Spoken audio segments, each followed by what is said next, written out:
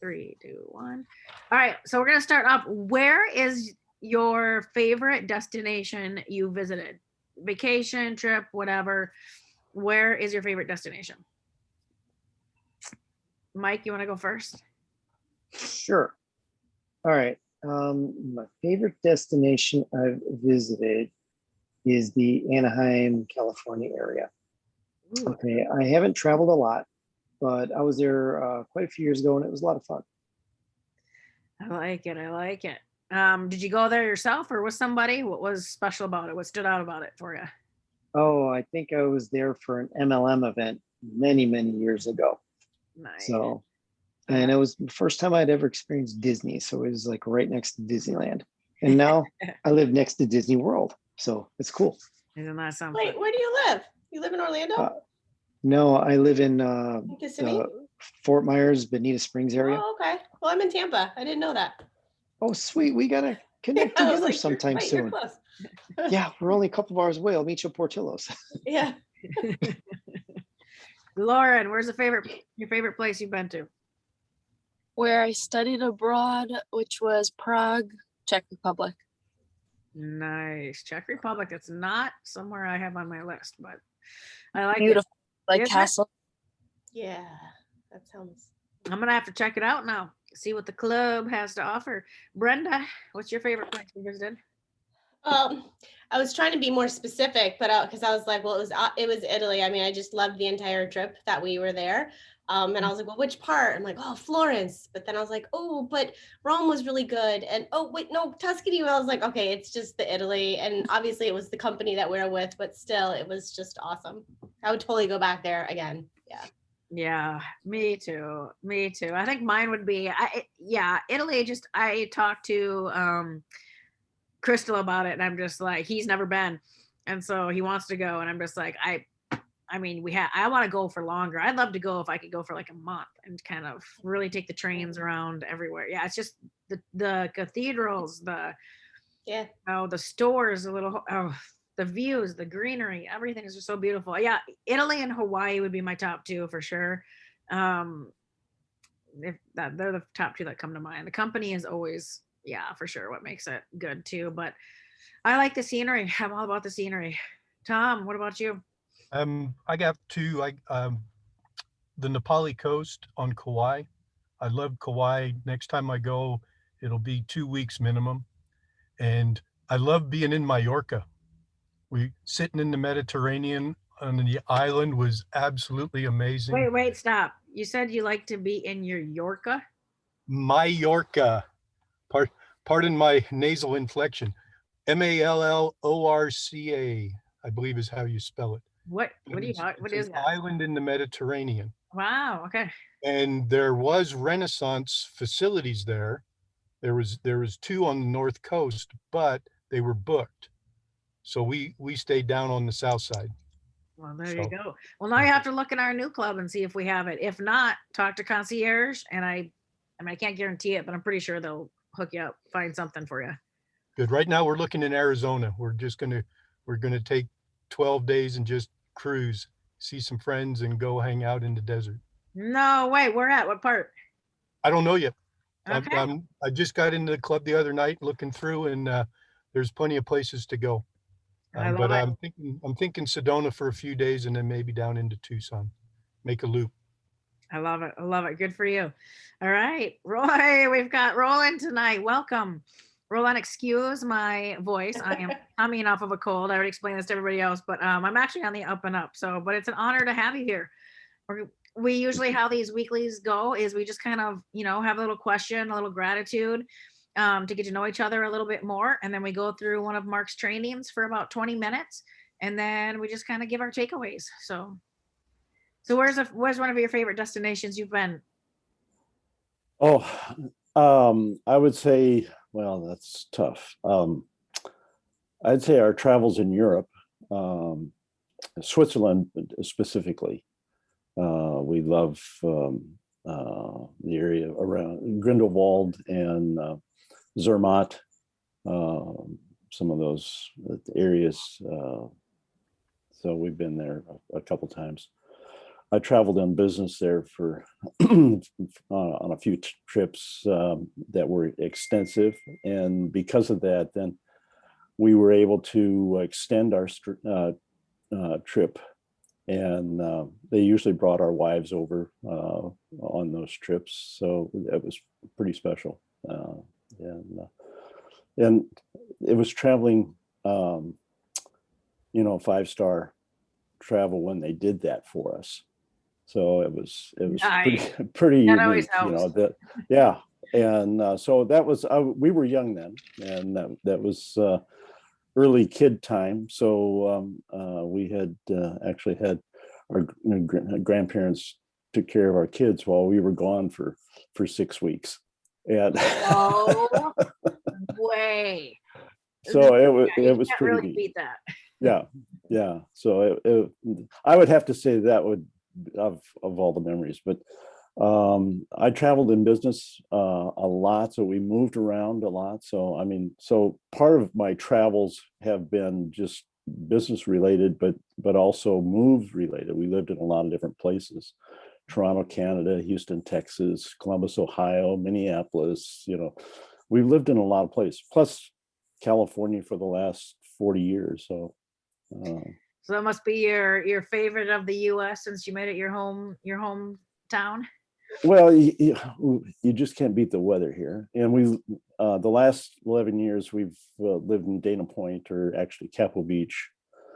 So I walk on the beach every day, and I feel like I'm blessed, just beyond my blessed, just blessed. Too blessed to be distressed is a saying a friend of mine says, and I just kind of have stolen that, and it's true. I love it. I absolutely love it. Well, thank you, and I'm super honored to have you here. So let's see, we got Toby. You want to share your favorite destination, Toby, and then we'll dive in. Well, sure. I'm gonna go with Miami, Florida.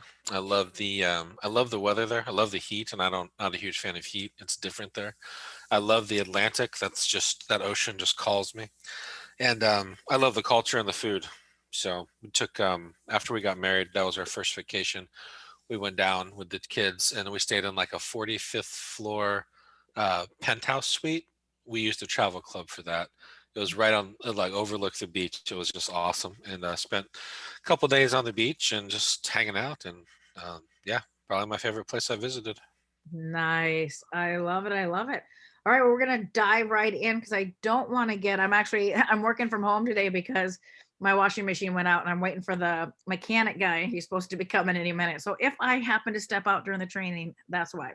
Benefits of working from home, I guess. So, anyways, we're gonna dive in. So last week we basically watched an insider take of Mark, a raw footage. So if you guys watch the replays, you'll see what we watched last week. So how this works is we're watching secrets 13, 14, and 15, and we've started maybe 3 minutes of secret 13 because we watched a raw footage last week. And so each week we finish a secret, or we watch about 20 minutes of the training, and then we move on and just kind of talk about it. So I will share my screen, and we will dive right into listening to Mark share.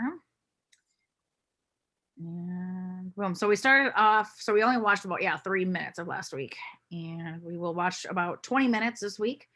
Like this whole training is about 50 minutes. So we'll watch about 20 minutes, 25 minutes, and then next week we'll finish the other 25 minutes. Well, all the Nashville people, they're just out to scam you, or you have to sell out if you're going to go to Nashville and go big. He's got all these, there's a fierce lion in the streets, a fierce lion outside. He's got all these fears. You see, a clueless man, a clueless person has a bunch of fears that just aren't justifiable. Someone would say, well, if I get really rich, then I'll lose my spirituality. I've heard that from some people. The clueless person says there's a lion in the streets, a fierce lion in the road. If I get rich, I'll get sued. You see, there's a certain amount of fears, and what Solomon's doing here in Proverbs, and the anatomy of abundance, is he is articulating the life system of the loser. And this is okay. I mean, I have another writer friend, brilliant writing. He's got brilliant talent as a writer.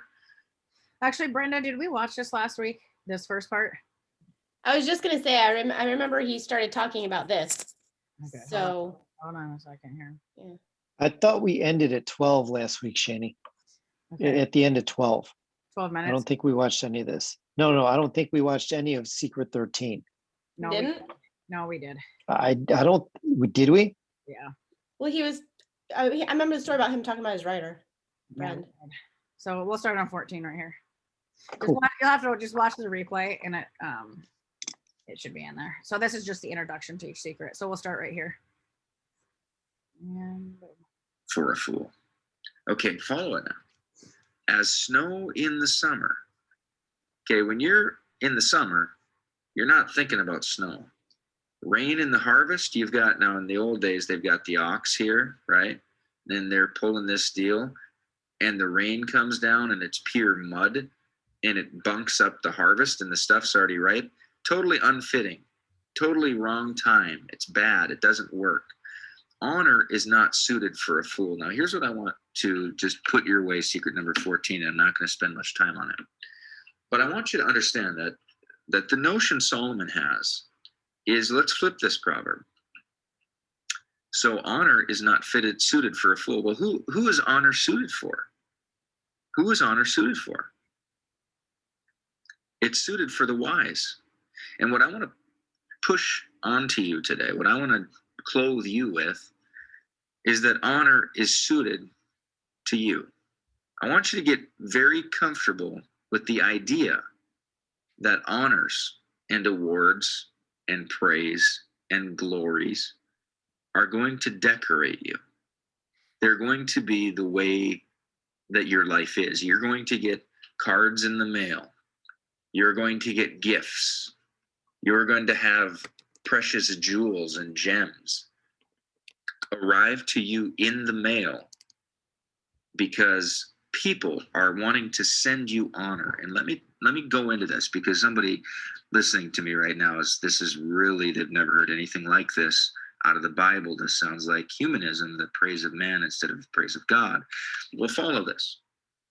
You've got God here. He creates humans in his image, male and female. We are told to praise, laud, and worship God. Okay. Now, I'm not saying worship. I'm not saying we give worship to one another. However, being made in God's image amongst each other, so this is the rest of the humanity, being made in his image, we are designed to give honor upward.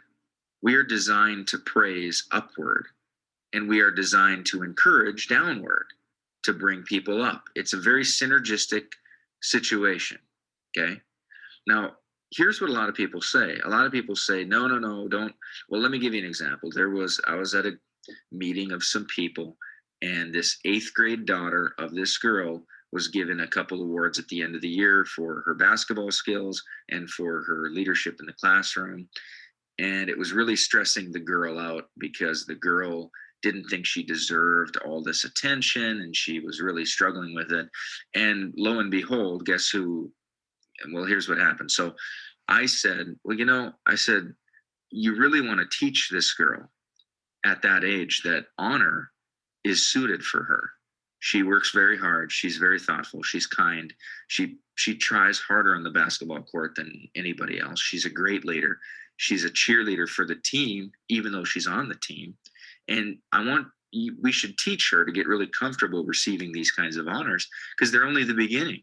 She's got great potential. Well, guess what this mom was all about? This mom was like, oh, well, not really. I mean, she was so against the idea of training her daughter to receive, gracefully accept praise and honor. And guess what? This mom was passing on the unacceptance of honor onto her daughter. And now her daughter is struggling with what her mom's struggling with. And it's a deep imprinting that is I don't want to say it's ruining this girl's life because I know this girl and she's really sweet and awesome and she's going to be great in the world, but she's going to have to overcome her mom. And that's not the way the world should be, but it is. So it's okay. But here's the point. Here's the point. A culture, a wise culture, honors the proper people. Now, this training, this moral commandment right here is actually as snow in summer and rain in harvest, so honor is not suited for a fool. The command here, the implicit command, is that you and I are not to give honor to the undeserving. Okay, now honor often means money, and it also means praise. It can mean gifts. It usually is a manifestation of a material kind of passing. So it's usually money.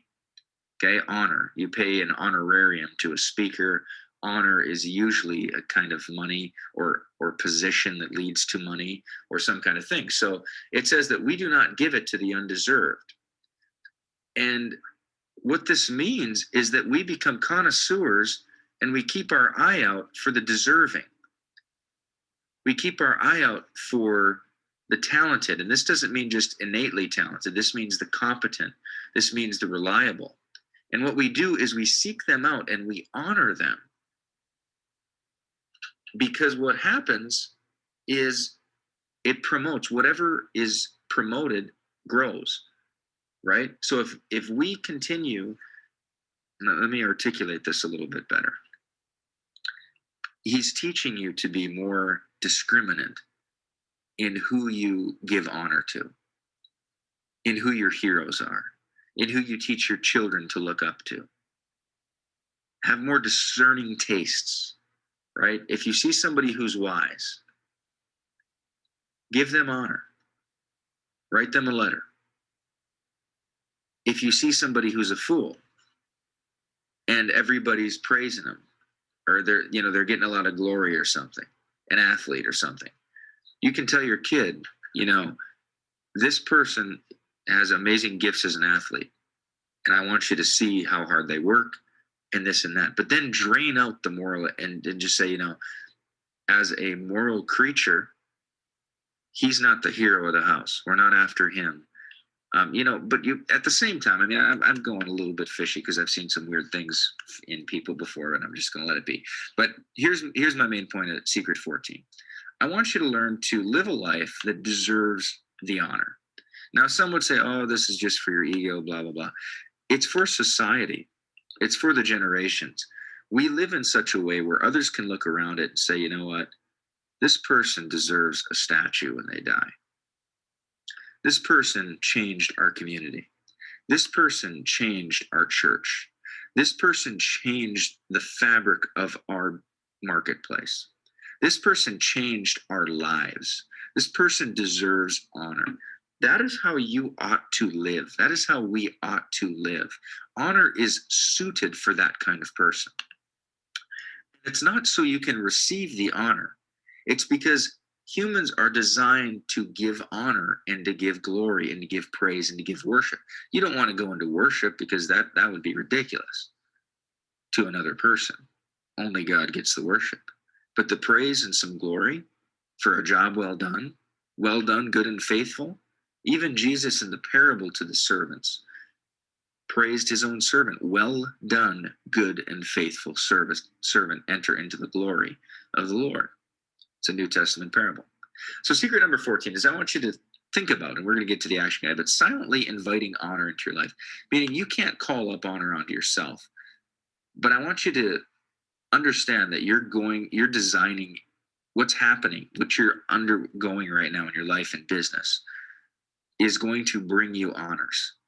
King Solomon, people would send him gold from all over the world.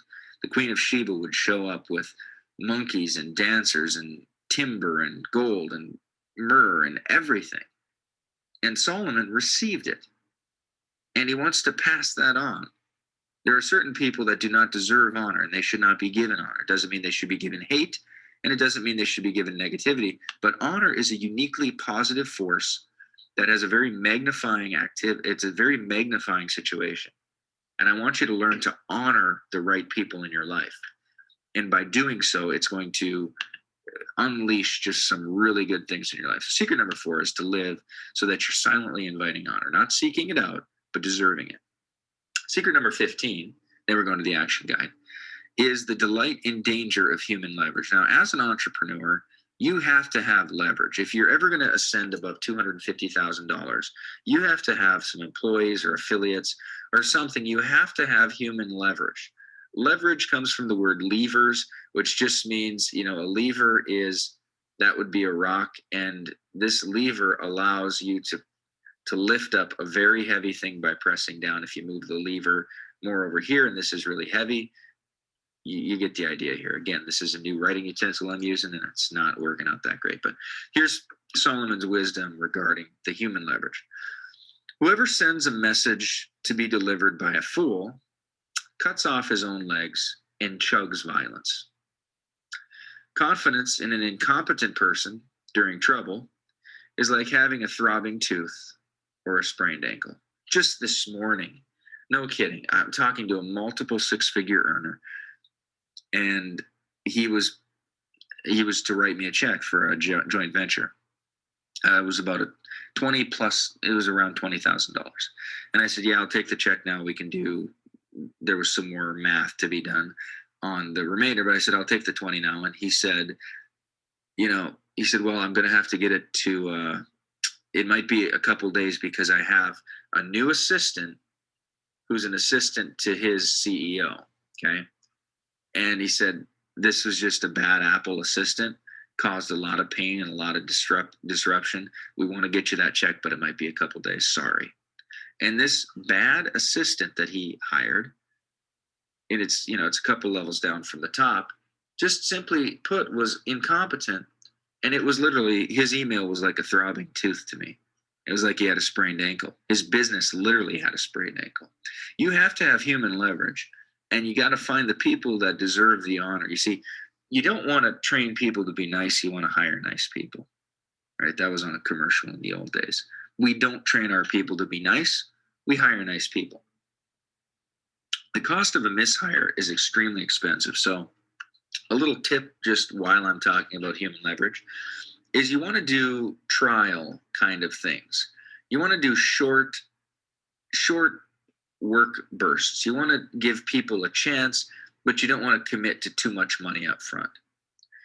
Give people a chance to prove that they're good, that they're not a sprained ankle, that they're not a throbbing tooth. You see, it's important that you have competent, reliable people, because every business will have some moments of trouble, and you got to rely on people. And people are an infrastructure. And if their backs can't carry it, and they have a sprained ankle and they have throbbing teeth, they can't eat to be nutrition, they can't move. They're basically an inert waste of your money. Okay. And if you send them foolishly on your part, you send a messenger, which is a worker, or to deliver a message, you're going to cut off your own legs. Legs stand for forward movement and progress. And you're going to wind up receiving violence. Okay. Now this again is euphemistic, but the idea there is that your business is going to lose its legs. And instead of drinking peace, usually biblically prosperity, you're drinking wine in prosperity. Here you're chugging violence. It's just an interesting way that Solomon's putting it. Here again, like the cold of snow. Now here's like the cold of snow in the midst of harvest is a reliable messenger to those who send him. He refreshes the soul of his masters. Here we have harvest going on. It's the hot. And in the desert snow, it's a brief light snow. It's not like a sticky Colorado snow or a North Dakota snow. It's this is the Near East. We're talking about places like Egypt, Palestine. The idea of snow coming is just a brief cold, and there's some snow in the air. It's just very cooling to the hot workers. That's what it's like to have somebody who's good. Now, I've had some amazing people around me that I gain my leverage from. They make money, I make money. The people that join get served. It's a good situation. You want to have a situation where your soul, now it's interesting. It doesn't say a reliable messenger makes the leader happy. We're talking about refreshing the soul. This is a deep gut level, in your gut refreshment of a good employee or a good affiliate, a good coworker of some kind. So secret number 15 is there's danger. There's danger in human leverage because humans can really screw things up. They'll cut off the legs out of your business. They'll chug violence.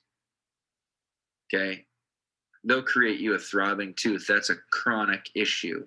A sprained ankle is a chronic issue. Okay? There is some serious danger in humans. But you have to have them. You can't live in a non-human vacuum. So you have to have leverage, and Solomon is training up leaders here, particularly world leaders is the goal, so that there can be rulers and leaders of the entire world, lenders to the entire world. That's the vision of the Israelite aim in the Hebrew text. That's what it self-confesses. So we're not talking about just, hopefully you grow up and stay out of trouble and don't go to jail. We're talking about some big vision that they had for their populace. So they're saying you got to have leverage. You got to have servants. You got to have employees. You got to have affiliates. You got to have leverage. Solomon's warning about hiring or even really associating so much in a business situation with a fool, because they're going to ruin everything. And if they ruin your business, they're ruining your kids. They're chopping your kids' future off. They're chopping your inheritance. They're chopping your contributions to society. They're chopping off your tithe. They are cutting off a lot of value. So secret number 15 is you've got to understand the necessity of human leverage, and automated leverage is my favorite kind of leverage. But you've also got to understand the danger and be very wary of who you let into your inner circle. Okay, let's go to the action guide. On to the action guide. I do understand it is nearly impossible to do all the things that I ask or suggest in this action guide. I do that for a couple of reasons. One is I know if I throw a lot of spaghetti on the wall, something's going to stick for you, something's going to call out for you. We have a wide variety of people doing this course, and so I want to make sure I'm hitting on a bunch of different triggers, something that grips you, and whatever you can take in and develop in your journal, go for it. So the anatomy of success, remember we talked about how the clueless person has all these excuses. There's lions in the streets. There's a fierce lion in the road. Even though lions are almost always stay in the wilderness, they barely ever come to town. They're imagined fears that they believe are real. As a door creaks on its hinges, so does the uninspired on their bed. They don't jump out of bed in the morning because they've become cynical because of their fears about what reality is all about. The slothful puts his hand to his food, and it tires him to bring it back to his mouth. He doesn't even know what's good for his own self. But then the best part is, the unthinking man is wiser in his own estimation than 7 men who can articulate a smart system for living. He actually believes he's justified and self-righteous in this clueless, slothful, unthinking way of life. We want to do the exact opposite. We want to attack our fears, identify them. You guys, what I'm going to do for this week? I'm actually going to save the action guide for all of next week. What I'd like to do is go through what Mark just shared today and our takeaways so that we can do we'll just do the entire action guide all together at once next week and then go through it. So let me just stop my share really quick. So I'd love to hear you guys' takeaways of what you heard. Here's a question I wanted to hear from you guys, because I know it can be like, I remember when Mark, it's in one of his story videos where he envisioned, people coming up to him after conferences and hugging him and, that being honored that way. And then it began to happen, and he's got it on video and he talks about it. How can you guys see yourselves being honored? How would you like to be honored? Is it with gifts? Is it with money? Is it with people coming up to you, sending you notes or giving you hugs? Like, how do you guys envision yourself being honored? Brenda, I'd love to have you go first. I'm putting you on the spot. It's fine. It's so funny. I know I feel like I say this every week, like, oh, Mark's like everything Mark says. I'm always like, oh, I was just thinking about this, because literally I was just writing about that. It's so interesting to me. I'm just a little blown away by that, because yesterday, I had a really kind of clarifying day, very, very specific on some of the things I would just kind of needed. And it just opened up so much so that I have like so much more clarity right now as I'm doing some of the things I'm working on. And so because of that, today, as I was creating some of my things, I went there. I literally went there and I'm like, okay, so if I'm doing this, there's Mark, what do I want them to be thanking me for? What do I want them to be saying? And so that's what I was thinking. I'm like, okay, well, that's what it is. So the way I envisioned it was just literally at live events. That's kind of what I was seeing, was that at the live events, just being, you know, like, thank you so much. This information helped me do this, more so of just that thankful and appreciation. That's kind of what came to me in that scenario. But as you just asked me, I was like, ooh, I would love it in testimonials so I could use it as social proof. So like both of it. But you know, if you would have asked me this just even 2 days ago, it would have been just a very easy answer. Like, oh yeah, coming up to it. It would have been probably the same answer, you know, just coming up to an event and saying, oh, thank you so much. But like literally right now, like I know exactly like what they're saying and why they're saying it and how it happened. And so there's just a lot more depth in there. So that's really neat. I love it. I love it. Thank you. Mike, how about you? Yeah, for me, definitely want to be honored by making a difference for someone. I mean, I'm starting to kind of do that in my everyday life. So it's cool because I'm actually starting to live it. Never had that happen before. So I don't know. It's just something that I could see happening in the future. I could see myself speaking on stages. You know, I could see someone thanking me just for helping them out. Maybe I'm experiencing something that they're going through and they don't know. So I a love little it. bit for me. I love it. Lauren. Well, what came to mind was when you brought me on stage for Limitless. And I mean, that was really nice, like to be honored through gifts and recognition. So I think having people face to face thanking me is just the best. Brenda made a good point with testimonials for social proof, definitely. But I want them at retreats and live events. Just, you know, thank you. Whether they even just leave a note, I love words and cards, just anything like that. I love it. I love it. Roland, I'm saying it's Roland. It's not Roland, right? I'm like, I hope. Actually, my given name is Roland, but I answer to either. Okay. Because okay. I gave up long time ago correcting everyone. Well, I swear I remember Mark always saying Roland, and so I'm like, so now I remember Roland. Okay, Roland. Yeah. So it's funny. I had a little different take on your question, and to me, the question is, and kind of flipping it, it's more about the driving factor for the content that we create, and the resulting of the content or what we do produces the result. If we're looking for, you know, the result of being honored and getting that as the end piece, we take that and what can we do to do better and create better and produce better and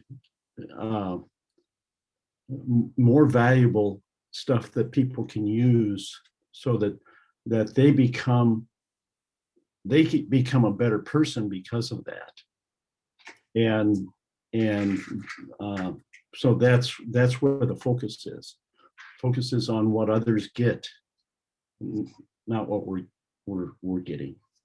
100%. Yeah, and Mark did. So in Solomon, it kind of, we've led up to this honor part.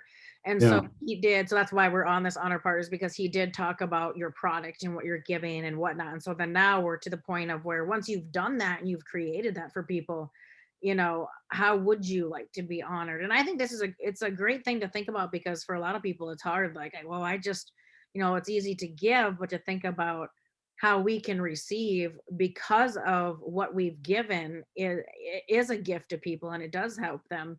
A lot of times we just, oh, we don't think about it because, oh, if it happens, it'll just happen. But I think if we do make more intention of it, and we think about how we want to be honored, that's all that we can definitely draw that to ourselves. And so I think for you, Roland, what would it be? So once we're already past, like we've already given such a great thing and people want to honor us, right? For what we've Yeah. given, how would Well, you like to be honored?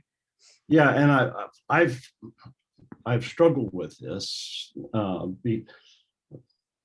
Part of my life, I was a soloist, and I performed in front of large crowds, and I was one of the featured soloists at a very large church, or actually I've sung in a lot of large churches, and so people would come up to me and say, what a great voice you have, and everything like that. And I always, it kind of the upbringing, the baggage that you carry and so on. Yep. But then I finally got to the point where I was just thankful that I was able to, minister to people and that they received something from it, and just to be thankful, because God had given me a gift, and people were receiving something from that because of how I was using that gift. And I think that's, regardless of what it is, whether we're in front of big, speaking in front of big crowds, or having a big event, and you're participating in that event and contributing to that. I think it's just, you have to take it from the standpoint of that you're glad that people were able to get something, and they can benefit from that. Yep. So on. I That's think part of it too, Ron, is allowing yourself to be able to receive. So you go at it with a gratitude heart. You don't go into it expecting, right?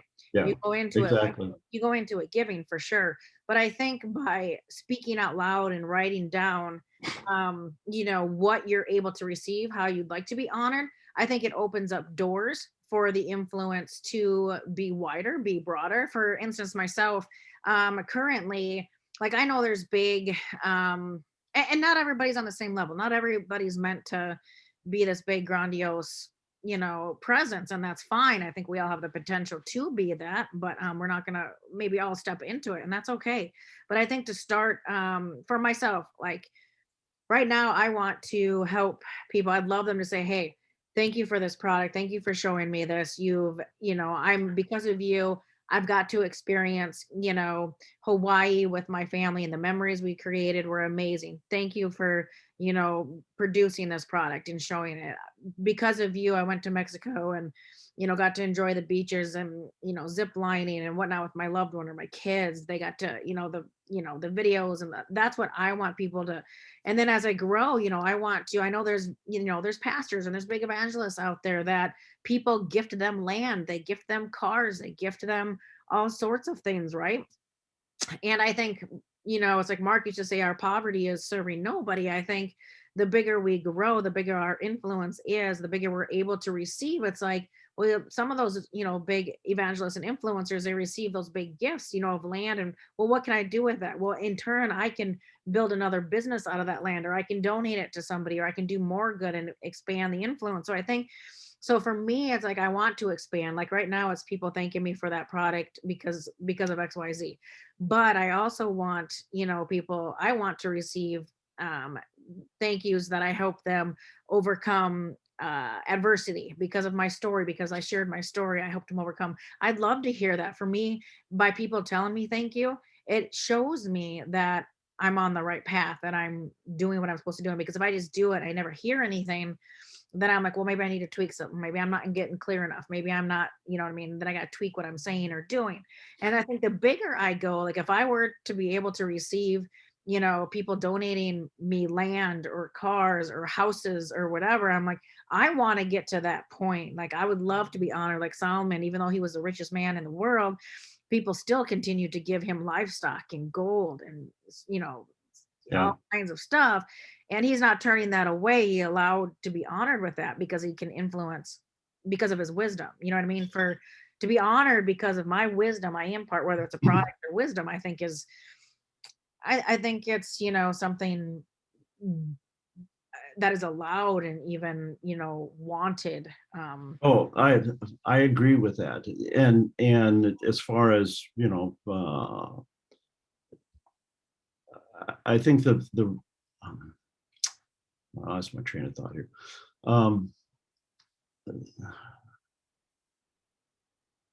The openness to receive it, Mhm. I think is and to you know, from a standpoint that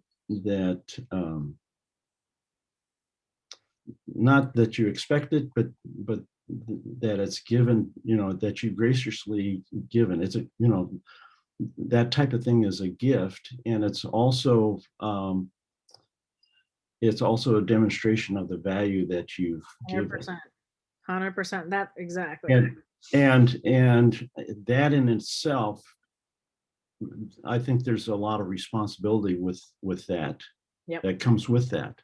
To whom much is given, much is, yep. Yeah. Exactly. Yeah. Exactly. And so you know, there's I think there's an amount of humility that we need to maintain there, and um,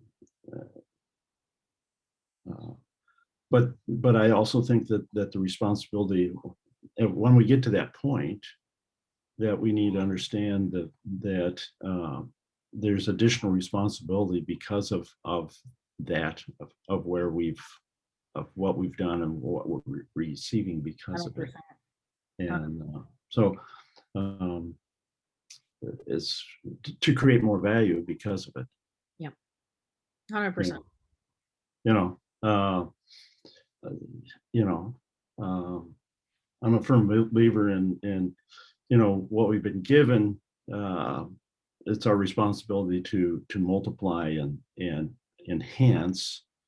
That's what we're created for.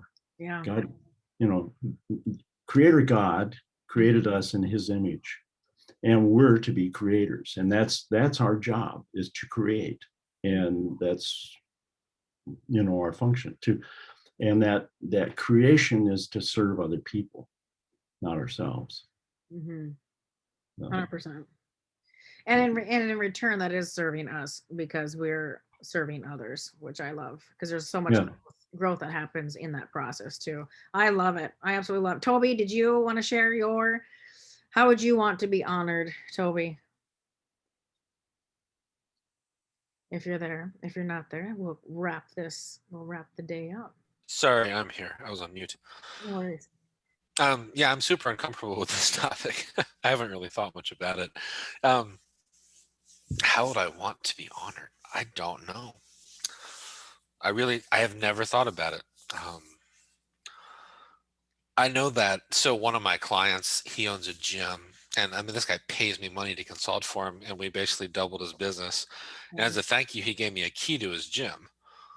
See, that's great. That's a great example. Perfect. Yeah, but I was cool with that. But like when he leaves me a voicemail about how thankful he is for like what I did for him, it makes me super uncomfortable. So I guess just keys to property would be fine. So Now, Toby, why is that? Why do you feel uncomfortable when you get the spoken word? Did you not receive much of that growing up, or why do you feel uncomfortable when it's spoken? I think that's a lot of it. Yeah, we were never praise was never a common thing in my upbringing. So yeah, and I'm just very uncomfortable with it. Well, it's interesting. We're gonna get you. I'm gonna start praising, sending you little messages praising you, I encouraging, appreciate it. giving you encouraging words. I love it, Toby. Well, that's great. We're gonna be diving. That's where too I go into. I'm in the process of creating my own product, and it kind of dives into that, takes people through that process of healing and whatnot, and really like seeing that for what it is and embracing it. And so I'm in the process. I've got module 1 done. I've got about 7 more modules to make. So that'll be coming out in the future after I'm more focused, after being done, more focused on my initial geyser of the travel club. So super excited, you guys. This was a great day. Thank you for contributing and sharing. It's always helpful for other people who watch the replays as well. So I appreciate it. So we will see you next week where we will go through the action guide of secrets 13, 14, and 15, and we'll continue on from there. So Can I add one thing, Shani? please do. So I remember listening to this episode of Solomon in my car years ago, and he always talks about leverage. And my wife, she's starting a yoga business. She's teaching at a couple of places, and I'm helping her with that. And I have like a pile of handwritten notes that I need to get typed up that have just been sitting there pissing me off. And like when I was listening to that, I actually went on Upwork and hired someone just for $5 to type them all into a Word document. So well-timed Nice. choice of selection. So It is crazy how huge that is. When he was just talking about, glories to come up and encouragement is to go down, and how it's refreshing for me. Once I did decide to, because starting my story was starting from scratch. I didn't have the finances to pay people to help me. And so what's been really cool is once I allowed, so I just had this control thing too of like wanting to make sure it's done this way or that. Once I started delegating, like Lauren, she helped me with the Facebook group and welcoming people and things behind the scenes. And I've got, Jess, who was one of my coaching clients, who ended up having the gifts of website creation. So she's the one that created the Royale Travel Club, website. I'm just like, this is so refreshing. Like I thought of Jess right away with like her competence of the website and her quickness of doing it. And I'm just like, this is so refreshing because I was at a standstill of not knowing what to do because I didn't, have the means to hire someone, and then I didn't know how to do it myself. And so so just going on that point of what Mark said in the earlier secrets, 13, of like leveraging people to do work for you, and how you won't get past that 250,000 mark unless you have that leverage. I think a lot of it, where we start is like, this baby is mine, or I started, I should say, this baby is mine and I know how I want to do it. I didn't want to give control, it was a control thing, I think. And so once I released that, it's amazing what the floodgates opened up of people wanting to help for free, even to like get my vision, right? They wanted to contribute to my vision and they see it and they want to make it grow. And so it's been a humbling experience, but I love that you delegated it. So now you got that off your mind. $1 million day off of your mind. right, it'll be done in an hour, and it's been staring at me for a week for $5. So so good video. Good video. I love it.